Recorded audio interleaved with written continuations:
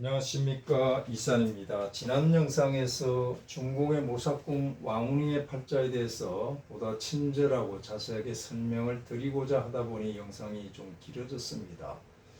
그래서 이해하는데 좀 혼선이 올 수도 있고 지루했을 수도 있습니다. 그래서 서머리 재탕을 해보겠습니다. 8월의 경금입니다. 8월의 경금은 극강합니다. 왕금장철이라고 합니다. 투박한 쇠붙이기 때문에 이것은 반드시 용광로에 들어갔다 나와야 됩니다. 8월달은 양인입니다. 제왕이기도 하고 양인입니다. 그래서 용신을 관과 살을 쓴다라고 합니다.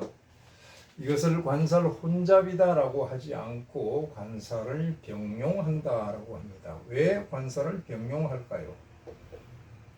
이 관이라는 것은 정화인데 경금을 재련하고 살은 병화인데 조우하는 역할을 한단 말이죠. 관은 미중에 정화가 있고 살은 인중에 병화가 있어서 양인을 충분히 견제하는 격의 역할을 한단 말이죠. 근데 이 팔자에서 보다 중요한 포인트는 이 양인격이 바로 급제격입니다. 급제의 3배 이상의 힘이 있기 때문에 이것은 재가 나타나게 되면 그대로 격발을 당합니다. 관으로 구제하든지 해야 되는 것이죠. 그런데 이 팔자를 보게 되면 천간에 을목 2개가 노출됐단 말이에요. 양인 노재가 되어 있습니다. 이 재는 지금 비상 상황에 들어가 있어요. 재는 생명이기도 합니다. 팔자가 비상사태입니다. 긴급 상황입니다.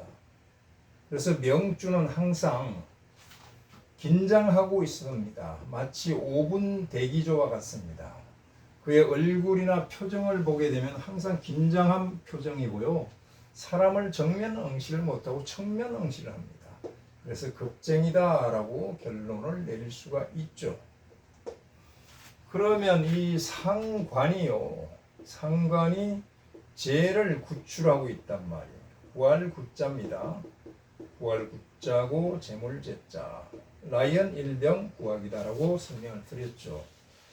자, 그렇게 되면 이 상관이라는 것을 자연스럽게 쓴 것이 아니라 이러한 긴급, 비상, 긴장, 급쟁이 상황에 쓰기 때문에 이 상관에서 잔꾀가 나오지 않을 수가 없죠. 꼼수가 나오지 않을 수가 없습니다. 그래서 간특한 사람이다라고 결론을 내렸습니다. 이처럼 양인이 제대로 재화되지 않은 사람들은 결혼을 여러 번 합니다. 알다시피 3번째 결혼을 했다라고 합니다. 그러면 그가 추진한 1대1로 등 경제 정책은 어떠한 결과를 가지고 올까요? 팔자에 분명히 나타나 있습니다. 한 나라의 수장이나 원수나 또 정책을 추진하는 중요한 사람의 팔자에서 그 재성이 뚜렷하고 힘이 있어야만이 국가가 부강합니다. 그렇지 않으면 그 나라는 망합니다. 가난할 수밖에 없습니다. 이 팔자에서는 재성이 2개 나타나 있죠. 이것을 보고 우리는 그의 경제 정책을 시종일관 읽어낼 수가 있는데, 첫째 보게 되면은 끝꽂이한 나무 가지와 같다라고 지난 영상에서 설명을 드렸습니다. 어떤 물상일까요? 을목이 있는데 지지에 뭐가 있습니까? 유검이 있잖아요. 중간을 싹둑 잘랐잖아요. 유중에 신검이라는 날카로운 칼이 잘라서 이것을 이쪽으로 옮겼잖아요. 어디다? 미톡에다 심었단 말이에요. 뿌리가 내렸죠. 그러면 이 을목은 딴 데서 빌려온 거란 말이에요. 빌려왔기 때문에 그가 추진하는 경제 정책 내지 논문은 베껴 쓴 것이란 말이에요. 베껴 쓰고 짜집기 한 것이란 말이에요. 베끼고 짜집기 하면 이것은 급조된 것이죠. 급조된 경제 정책이다 라고 결론을 내릴 수가 있죠. 자, 어찌됐든 끝꽂이를 했으면 생수를 먹여서 나무를 살려야 되는데 오염수를 주고 있어요. 팔자에서 그러한 메시지가 강하게 나타납니다. 오염수를 뿌리에 주게 되면 뿌리가 어때요? 썩잖아요. 부패해버립니다. 그러면 이것이 과일을 열매 맺을 수 있을까요? 저 결실을 볼 수 있을까요? 결실 못 본다는 결론을 낼 수가 있습니다. 오염수는 어디서 나왔습니까?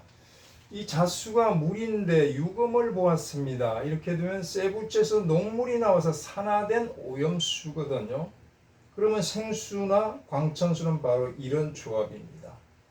이게 정상적인 조합이죠. 이걸 뭐라고 그럽니까? 파원진이라고 한단 말이에요. 잣수가 유금을 보면 안 좋아요. 기문도 되는 거죠. 기문이니까 우리는 흔히 기문이란 용어에 집착하는데 이렇게 글자끼리의 관계를 보게 되면 쉽게 답이 나온단 말이에요. 이 잣수를 갖다 어디다 들어부었어요? 미토에다 들어보면 어떻게 돼요? 얼목의 뿌리가 오염수가 왔으니까 상할 수밖에 없잖아요. 부패한단 말이에요. 왜 그럴까요? 오염수라도 미토가 친하면 모르는데 잣수와는 어떤 관계예요? 잠이 원진 관계입니다. 친하지 않아요. 친하지 않단 말이에요. 해도 되고 원진도 되는 것입니다. 해는 방해한다는 뜻이고 원진은 원수라는 뜻입니다. 그렇게 되니 뿌리가 썩을 수밖에 없죠. 그래서 이 끝꽂이한 경제 정책은 결실을 볼 수가 없다. 게다가 말이에요. 뿌리가 잘린 나무가지입니다. 또. 자, 끝꽂이를 해서 심었으면 오염수를 주고 그나마도 내버려두면 모르는데 뿌리를 잘라버리면 뿌리 잘린 나무가지란 말이에요. 자, 이것은 유검이요. 유검이 유중에 신검이 있죠. 미중의 얼목을 암충극을 해버리니까 뿌리가 잘려버렸잖아요. 그렇다면 뿌리 잘린 근본이 없다는 얘기입니다. 근본이 없다는 것은 정통성이 없는 그런 경제 정책을 썼단 말이에요. 남의 것을 뺏겨서 짜집기하고 겁제된 근본이 없는 정통성 없는 경제 정책이 부패돼서 결실이 있을 수 없다. 얼목이 문제가 심각하죠. 그러면 얼목은 누굽니까? 재란 말이에요. 그럼 부부관계도 안 좋단 말이에요. 원명을 보게 되면요. 원명을 보잔 말이에요. 다시 원명을 보게 되면 미토가 어찌됐든 유금을 생하고 있잖아요. 유금은 어찌됐든 자수를 생한단 말이에요. 자수는 어찌됐든 인목을 생하죠. 인중의 간목이 인중의 병화를 생해서 병화는 무토를 생하고 무토는 또 경금을 생한단 말이에요. 그러면 최종적으로 모든 에너지가 쫙 가서 경금에게 직결돼서 어디를 가격합니까? 재를 깨버리잖아요. 이것을 원상통기라고 하지 않습니다. 기문용어인데 원상통기는 여기서 또 돌아가야 되는 것입니다. 금이 수를 만나는 이쪽만 도는 것이 아니고요. 기운이 통해야 되는데 막혀버렸습니다. 주루무체라고 할 수가 없습니다. 그러면 이건 뭐라고 이름 붙일까요? 급신이. 내 몸에서 어떤 일이 벌어집니까? 이극입니다. 급신이극재 한단 말이에요. 재가 깨졌잖아요. 폐재 상황을 나타낸단 말이에요. 폐재 상황을 나타낸다. 그러면 그 근본이 어디에 있다? 이 무토에 있기 때문에 무토는 뭐죠? 정책입니다. 정책 실패라는 뜻입니다. 자, 이러한 팔자에 무인이라는 대운이 들어왔어요. 지금 69세에 들어왔잖아요. 그러면 이렇게 동합을 합니다. 여기가 동했죠? 그럼 여기를 생합니다. 여기를 때리러 가는데 인중에는 뭐가 있습니까? 무토가 있잖아요. 무토가. 장생을 타고 앉아서 인이 들어왔다는 것은 여기 있는 무토와 여기 있는 무토를 동하게 만들었단 말이에요. 동했기 때문에 이렇게 생하니까 여기에 힘이 직결됐습니다. 이걸 뭐라고 그래? 양인격 사주에서 양인도가라고 한단 말이에요.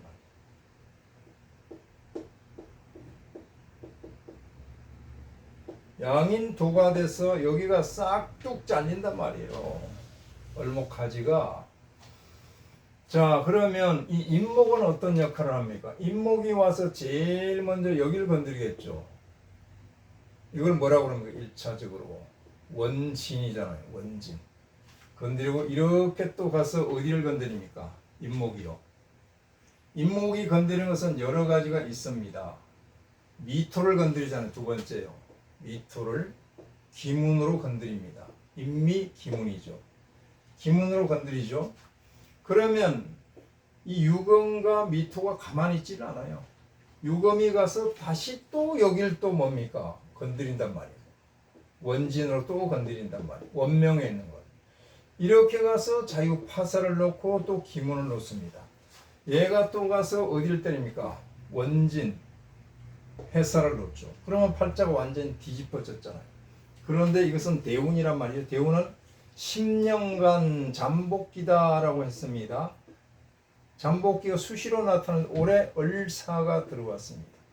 을목이 들어왔다는 것은 미중에 을목이 동하고 여기 을목이 동기가몽을 해서 이제 움직인다. 자, 여기서는 못 살겠다 이런 얘기가 나오죠. 이 을목 새을자는 이 새들이 이 환경에서는 살 수 없으니까 우리 다 같이 세 마리 다 날아가자 그럽니다. 날아가자 그러는데 누가 쫓아요? 사화가 쫓습니다. 사화가 을목을 왜 쫓아요? 사중에는 병화가 있고 무토가 있고 경금이 있죠. 이 삼자가 동한 겁니다. 삼자가 동했다는 것은 바로 병화가 무토를 생하고 무토가 경금을 생하는 인목의 구조와 비슷한 겁니다. 중요한 포인트는 바로 이거죠. 무토와 경금이 동했기 때문에 경금이 가서 새를 휙 쫓아버립니다. 즉 폐제해버리는 것입니다. 그러면 이 문서는 뭡니까? 정책이고요. 여기는 급제 현상이 나타나니까 패배란 말이에요. 실패란 말이에요. 실패. 정책 실패가 오는 거죠. 그리고 이 사화는 어떤 역할을 합니까? 또 이 인목 두 개를 요동시키잖아요. 형살로요. 형살로. 그렇게 되면 이 지지에 있는 이러한 원진, 기문, 해 이런 것이 마구마구 들고 일어나서 이 팔자가 탁한 팔자죠. 무정한 팔자죠. 무정한 팔자란 말이에요. 그러면 이렇게 형살이 오면 문제가 있는데 형살이 하나 빠졌잖아요. 신이 들어와야 형살이 제대로 짜여집니다. 이것을 허자대용이다라고 한단 말이에요. 허자대용. 그러면 7월달이 다음 달에 들어가면 8월달, 양력으로 8월달 들어가면 대단히 안 좋죠. 금의 기세가 강해지고 사유축 금이 되면서 을목은 완전히 잘립니다. 그러면 을목 가지에 열린 경금이란 말이에요. 경금 큰 과일이 많은 영양분을 먹고 있다가 여기가 뚝 잘리니까 이게 낙과가 되는 것이죠. 낙과. 떨어질 낙자, 과일 가자. 상품 가치가 없어지는 겁니다. 누가? 내가. 왕운잉은 8월달 이후로 상품 가치를 다 한다. 왜? 경제 정책을 실패하는 자문을 하였기 때문에 그렇게 된다라고 볼 수가 있습니다. 일각에서는 왕운잉의 팔자를 시진핑의 제갈공명이다라고 하는데 팔자만 가지고는 절대 아닙니다. 제갈공명은 임신이고요. 신해입니다. 신해고 병오입니다. 병오고 경인이 되죠. 자, 이 팔자는 해중의 봉기 임수가 투출해서 칠살격입니다. 이 칠살을 어떻게 다룹니까? 첫째 식신으로서 제사를 해야 되는데 팔자에 제사하는 식상이 없단 말이에요. 그러면 살이 중하단 말이에요. 살중용인 혹은 살인 상생을 해야 되는데 이것은 맞단 말이죠. 그 다음에 양인을 투입해 가지고 양인 합산을 시켜버립니다. 내 누이를 보내서 저 산적하고 결혼을 시켜버립니다. 이것은 하나의 격의 구조지 이것이 용신이다라고까지는 할 수는 없습니다. 그렇다면 인목이 용신이잖아요.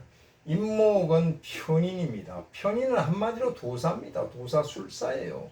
제갈공명은 도사술사입니다. 선비라고 하기보다는 도사술사다라고 할 수가 있죠. 그런데 그가 어떻게 죽었어요? 인옷을 화국에 불 위에서 금이 녹아서 사라졌잖아요. 금은 뭐죠? 대장패인데 폐병으로 오장을 해서 죽었단 말이에요. 자, 여기까지 왕운잉의 팔자의 써머리 재탕을 마치겠습니다. 감사합니다.